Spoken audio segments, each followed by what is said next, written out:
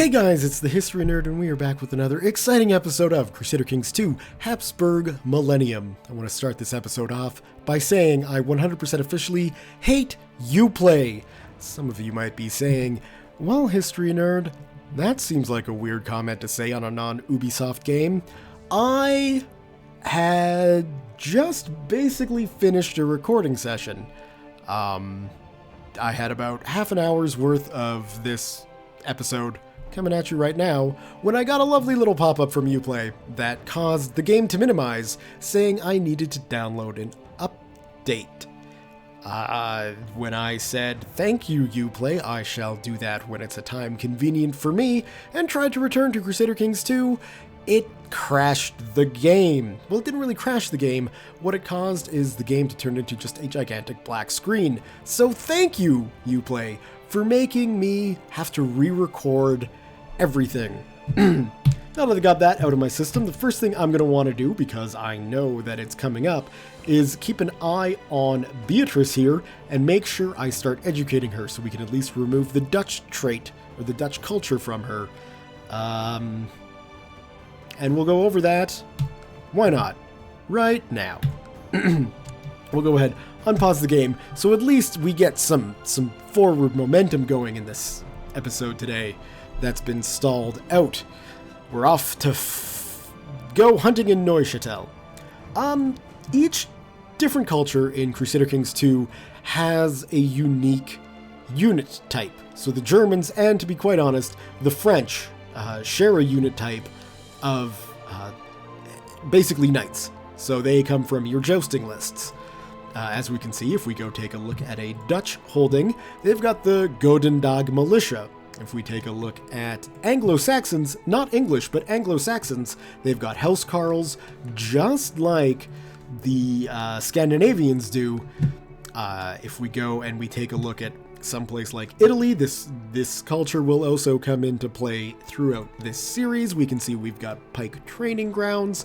And basically, my understanding now, it has been a while since this has happened to me, but my understanding is when Werner dies and the leader of Argau is no longer German, this level 3 jousting list building will be destroyed because Otto's German, or not German, he's Dutch, and so he can't have jousting lists. He has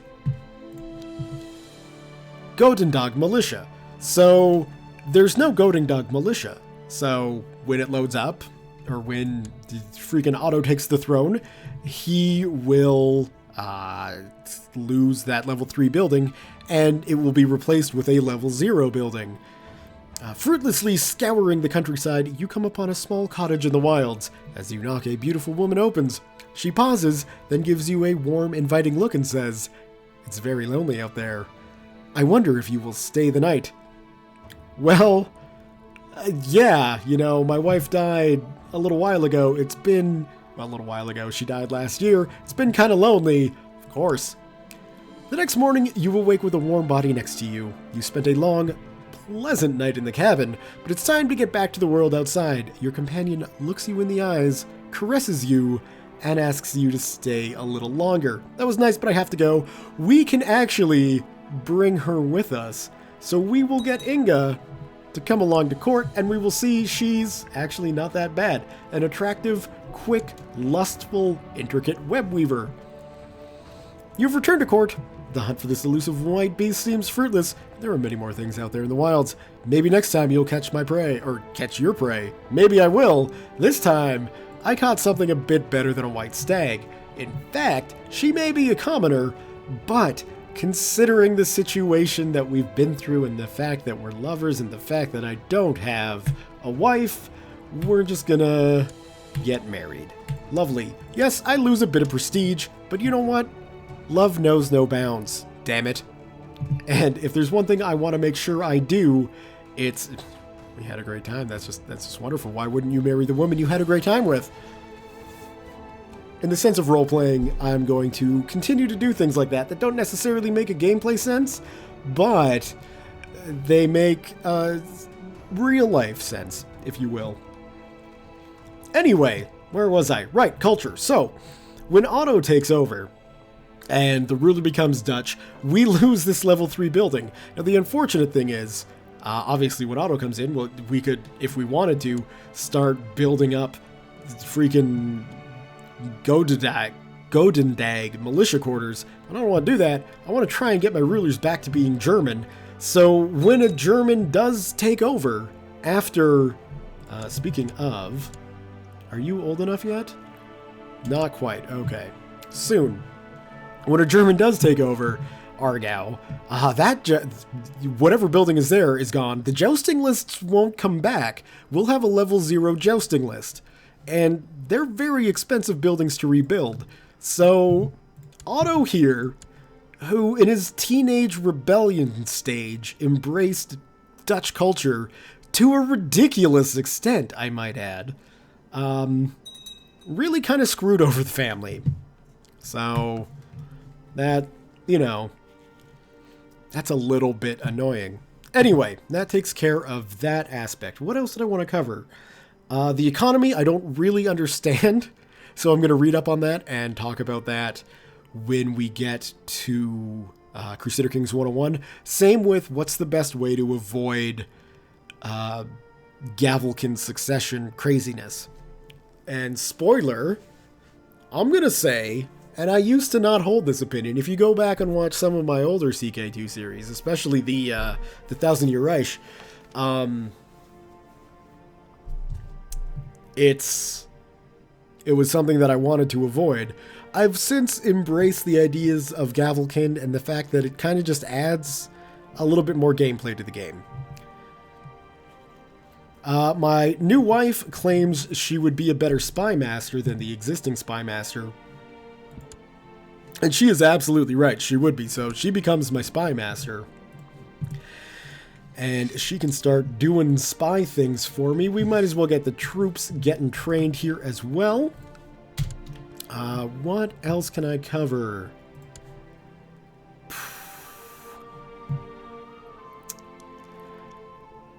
Well, yes. I want to take my diplomat and start fabricating a claim on Geneva here. The problem, and I'll put that in quotations, air quotes. The problem, 666 piety, that's funny. Well, now it's 669. Much better number anyway. The problem with fabricating a claim here, now that I get back on track, is that if we get this claim for Werner, when he dies, if he hasn't forced his claim, then Otto won't get it, because it's considered a weak claim. So you can have strong and weak claims, and I'll go over claim titles when I can show them off a bit better. But anything you fabricate has to be acted upon. Now, you don't have to necessarily get it. You do have to go to war for it. Under pressure from the powerful Independence faction, Kaiser Heinrich III of the Holy Roman Empire has agreed to release the Duchy of Provence and others from their vassalage. So, in the previous episode that no one will ever see thanks to Uplay, there was an independence war that was fought with Bohemia and Savoy and a couple of other locations. Although maybe not a couple of other locations. Maybe it was just Savoy. Was it Provence as well? And Provence. Provence, Savoy, and Bohemia, I know for sure, are now independent realms. This means a couple of good things for us. One, if, for instance, if we were to take Geneva here, which is a part of the Duchy of Savoy, the Duke of Savoy would then gain a cause belli against us, and he could go to war to reclaim Geneva. However, he would have to go to war with the entire empire to reclaim Geneva, whereas if we want to go after, say, Savoy itself, we just have to fight the Duke of Savoy. We wouldn't have to worry about going after the Emperor. Not that we would if he was in the Empire, but, that's just, it's now a little bit of a safety net. If we go to the political view, we can see we're in a fairly good position to retake for the Empire, of course. It will all be done for the Empire. But we can retake some lost Imperial land. Sure, Otto, you can command an army And maybe you'll die and we won't have to have a Dutchman ruling. Now, your daughter should be old enough to be educated. You want to teach her? No. That is not going to work. I'm teaching her. She will be German, as will Annalise here. She will be German. All your children will be German, you rebellious little prick. I'm a little bitter, and I shouldn't be. To the most illustrious Duke Werner, the good burghers of Schaffenhausen are barely able to pay their taxes. Our coffers are empty. I humbly ask that you lower the taxes of your cities. We can say to the mayors, piss off. They will like us less. We're going to get less tax that way. I do know that about the economy. Opinion matters into what taxes you get. Or we could say very well, and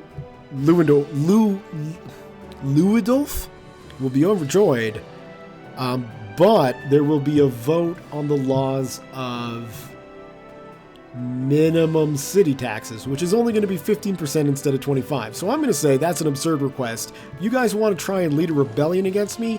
Feel free. I'll kick your city asses. We got a nice little boost because we got some people here. That's good. And yeah, I'll go over laws probably when I talk about Gavelkin's succession, because these will play into it. So yeah, I think that's really, I'm amazed that, you know, I've basically got this episode down to just under half length with my ramblings. We're not actually in a position either to push for the war against Swabia with their 4,000 men. The Duke of Bavaria, he certainly is strong, and we're no slouch either. In fact, we do outnumber Swabia. Now, let's go over to the Allies tab, which has been useful. Thank you to whoever pointed that out. And we can see that obviously the Duke of Upper Lorraine, the Duke of Dauphine, they are the only ones who would come to the aid of Swabia.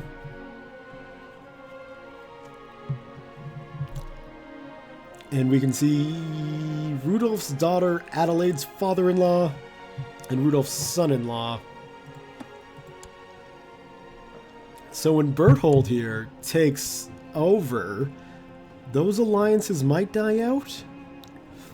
Maybe not with the sister being married to the Duke of Dauphine. I don't know. We'll see what happens there. But we might have to do a little bit of trickery to get those alliances down. Anyway, saddle my horse. Let's get this going. I don't necessarily want to push for Schweiz just yet. I'd much rather take on some of the easier single county people who should be easy to convince that they should join our cause. Although I am very excited about these two places being independent. Basically, if we can combine the duchies of Savoy, Pusiggen, and Upper Burgundy together, then we might be in a very good position to, at the very least, lay claim to the de jure kingdom of Burgundy. We'll have quite a few duchies in there and quite a lot of the land, but we'll also be in a good position to push up against the Duke of Provence. You spend weeks in the wilderness searching for any trace of your prey, but are forced to return empty-handed. It's my own failure. I don't like arbitrary. It causes sometimes some odd solutions to problems. What I do hope is, in the previous recording, I did get the hunter trait, and that was exciting. So, you know, maybe we will get the hunter trait. Your hunting dog needs proper training if he is to perform well during hunts. Perhaps you should take a hand in this yourself. I have people for that. We'll sort of recover some prestige that we lost from marrying a random woman we met in the woods, who is now pregnant. And that's got me a little bit excited for numerous reasons. But mostly, she's German, I'm German, our son will be German, and then we just need to figure out a way to get rid of Otto.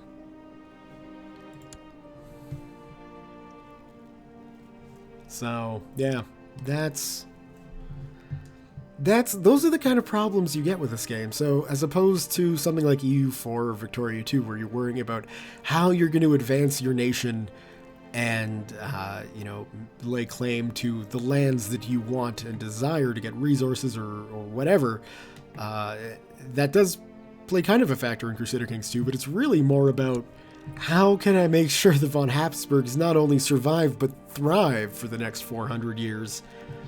And I think right now the best way to make sure we thrive is to kind of just get rid of Otto. The problem is I can't plot against him. So if we were to go and say,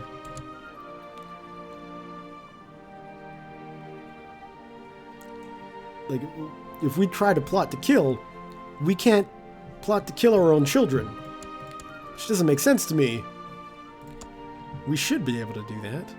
Let's see, we could revoke the County of Grissons, but that's not going to solve a problem.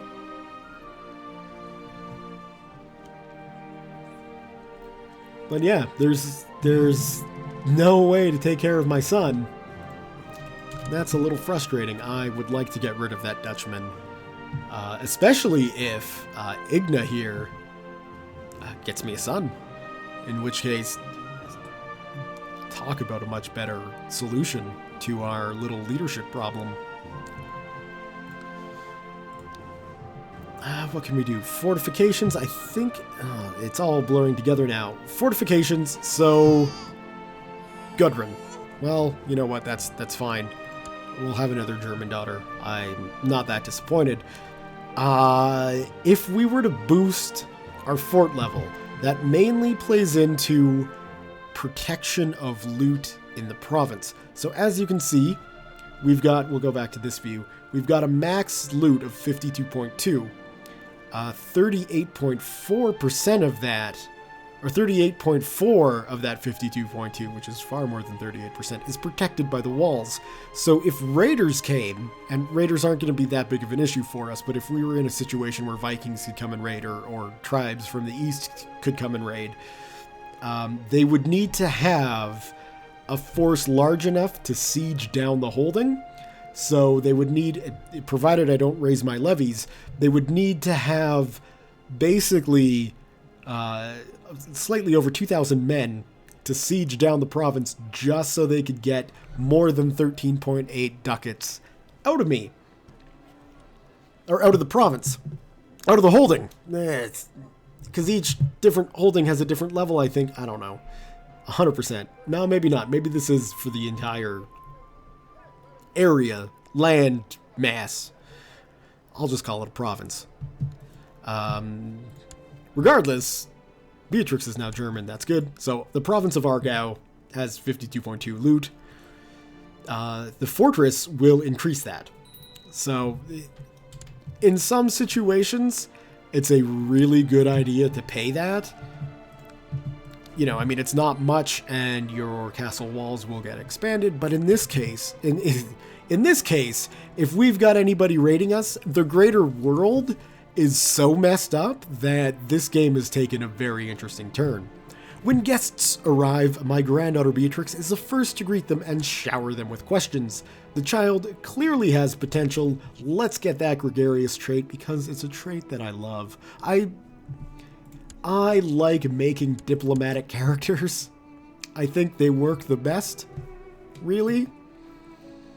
Because you get such a good boost to your rulership that it's a lot easier to keep your vassals in line and everybody happy if you're diplomatic. That just seems to make sense, right? So, my liege, my work in Genevieve seems to have come to fruition. By bribing, cajoling, extorting, threatening, and forging documents, I've managed to fabricate a claim on the County of Geneva, presently held by Count Gerard of Geneva.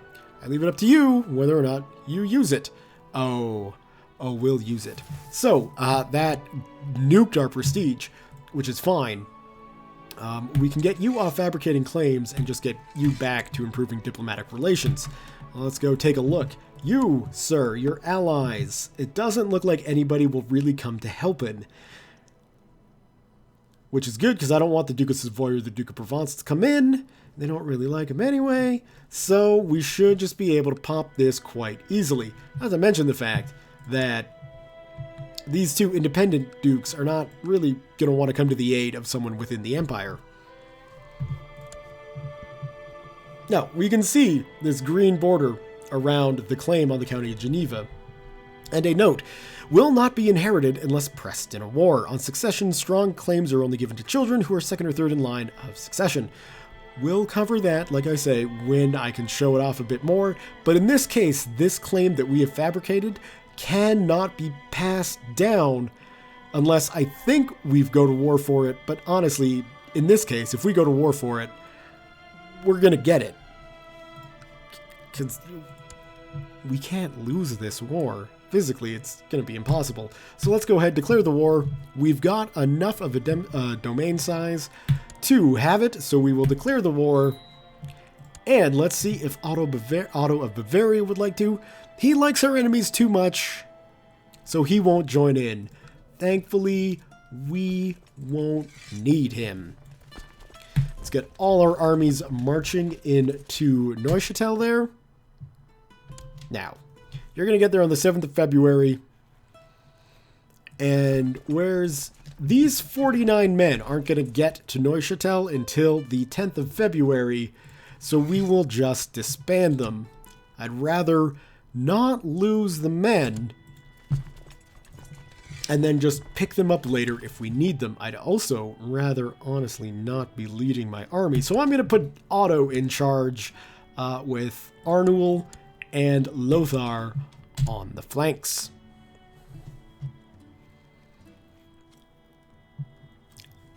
So let's get everybody moving. Come on, guys.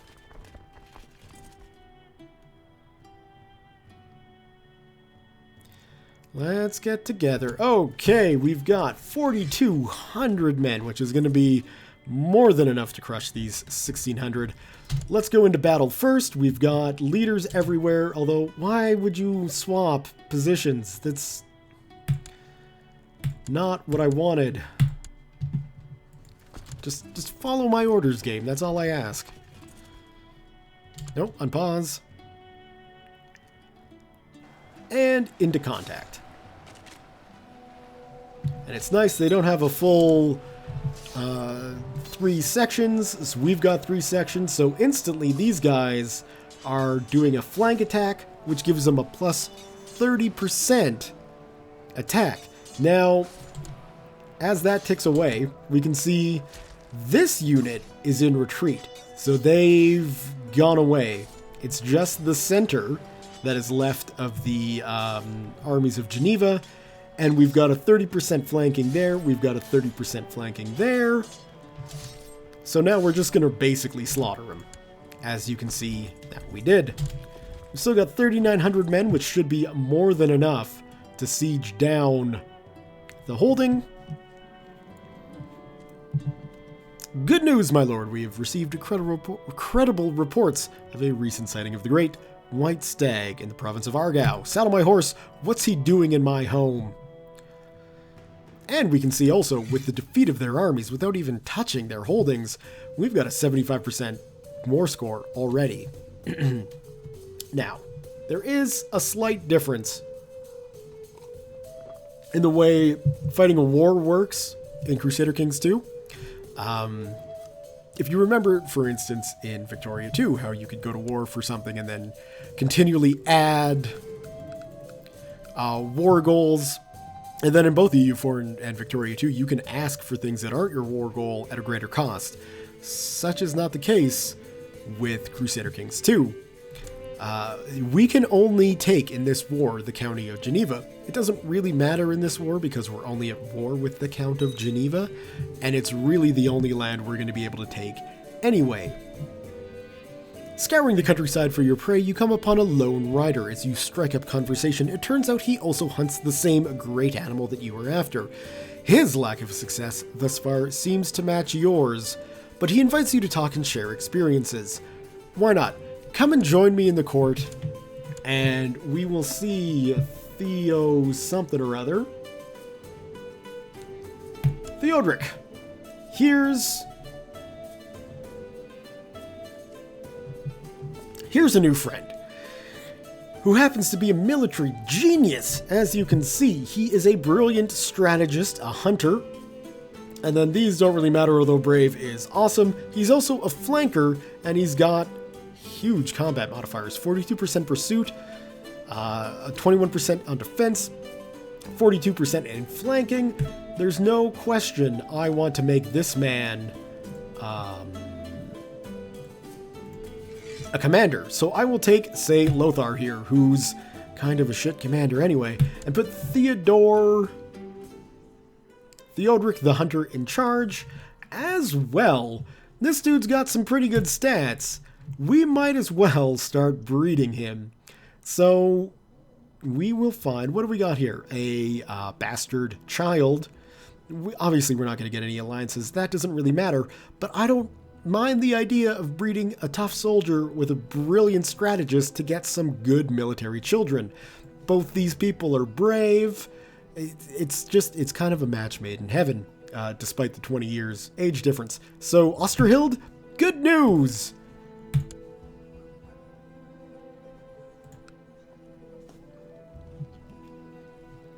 But, okay, yeah.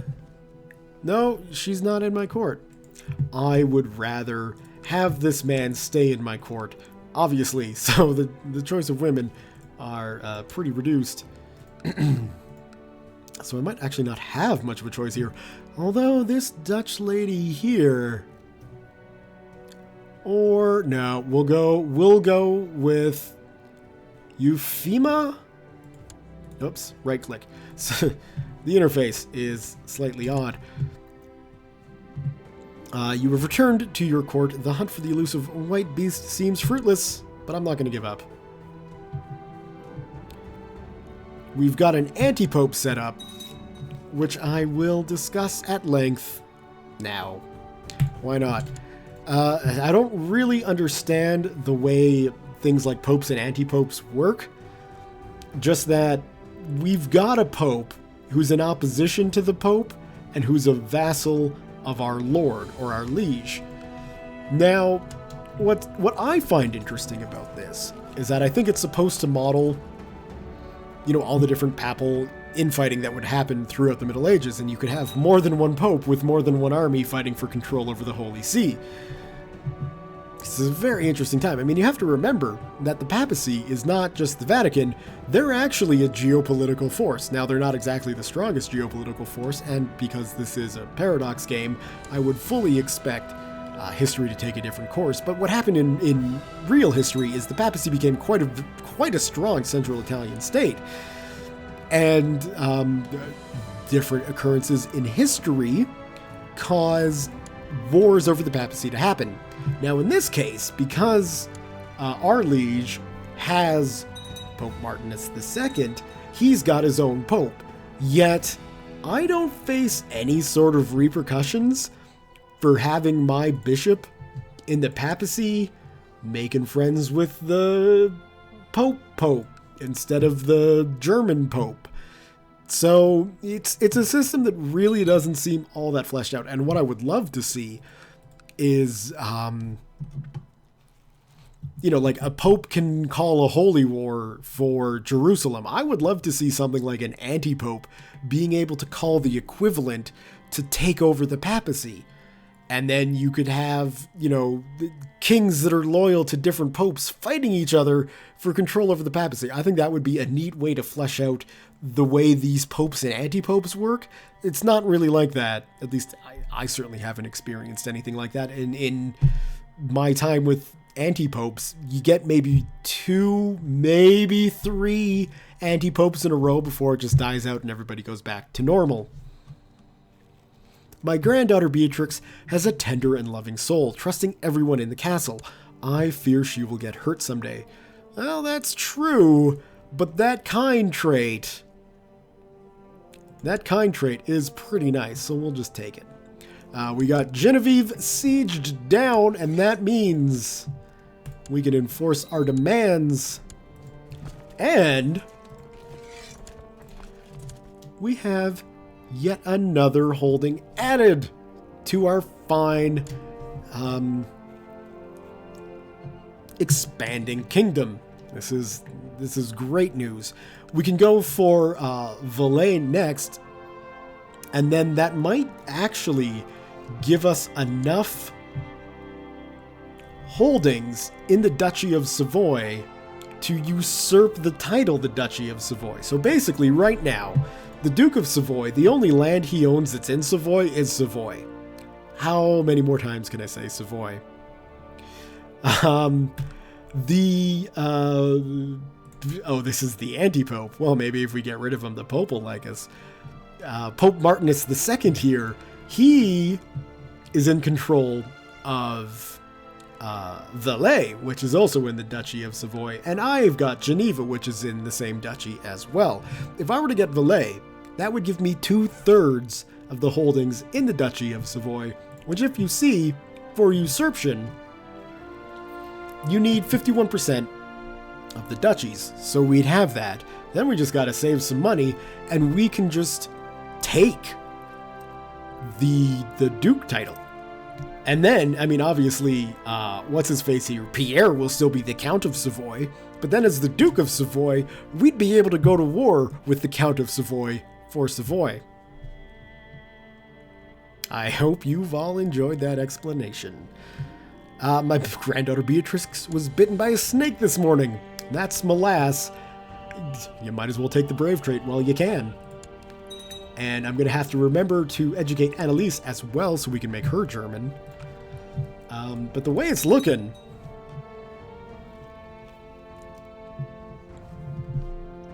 I would not be against the idea of getting rid of Otto somehow.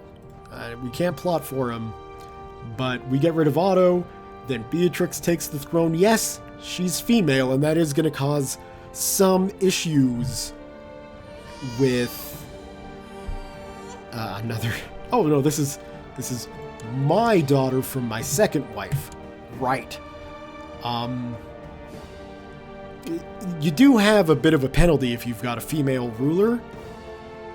But on the other hand, some of the best rulers I've had in Crusader Kings 2 have been female, so it's, you know, it's not the best situation, but it's not that bad.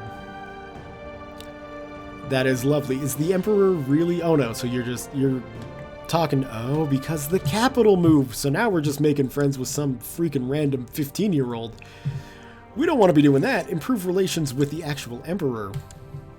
There's one little complaint I have about the way the Holy Roman Empire works. It's the capital moving around. Oh my, we're getting quite a lot in the way of military power here. That is exciting. We'll have to do some expansion. And am I trying to save money now? No, I'm just trying to become a marshal. Which apparently won't happen. But I think, seeing as how I've been doing this for about an hour now, unfortunately you guys only get to see half of that, that this is going to be a relatively good spot to leave the episode. We've expanded yet again. We've expanded into a new dukedom itself, which is, you know, a step in the right direction. And I'm kind of concerned about the speed at which we're expanding, but I'm sure at some point that'll slow down. If it doesn't, and we manage to get, you know, the Kingdom of Burgundy relatively quickly in the series, like I say, Genoa would be a good addition for a number of reasons. We would get a trade republic as a vassal, and for the conversion, Genoa is just a great location to have for Mediterranean trade. But I wouldn't really think about expanding in too many other places. I'm not going to necessarily leave out, you know, some of these Mediterranean islands, maybe. We'll see how strong the Kingdom of Italy gets. And certainly possessions in North Africa aren't out of the question either. But I wouldn't necessarily say I would be looking to expand much more than the kingdom. So all that means is once we secure Burgundy and, the extra territories, we'd want to focus on building those lands up, is basically the plan.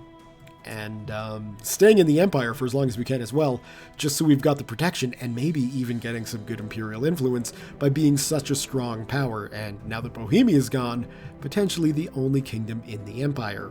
So that's a potential for, that's not a potential, that's the plan.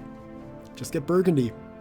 And a few other areas that might be a good idea, perhaps. The Canaries get a little boost for some exploration in the future. Who really can tell? We've got 400 years to go. That's a long time for plans of mice and men to get ruined. Anyway, thumbs up if you have enjoyed this episode. Leave your comments, questions, concerns, thoughts, jokes, musings, what have you below. Thank you all very much for watching, and we'll see you next time.